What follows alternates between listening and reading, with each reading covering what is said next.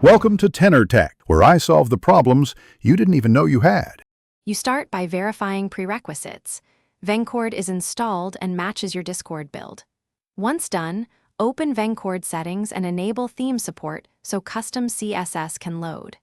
Next, locate a trusted theme file and save it to an easy folder. This reduces mistakes when importing.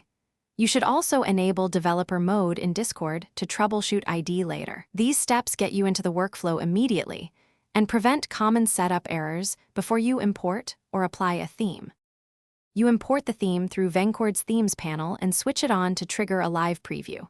Once visible, tweak primary colors, font sizes, and spacing so elements align with your layout. Small changes prevent clipping. If components overlap, open the inspector, find the offending selector, and apply a focused override. Make sure to save incremental copies so you can revert. Finally, test different servers and light/dark modes to confirm consistent rendering across contexts before finalizing.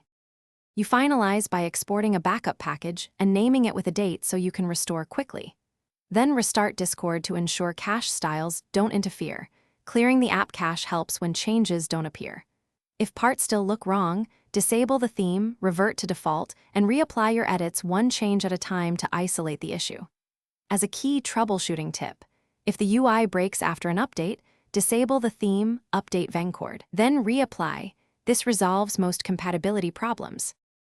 Thanks for watching. Subscribe to keep your life in tune.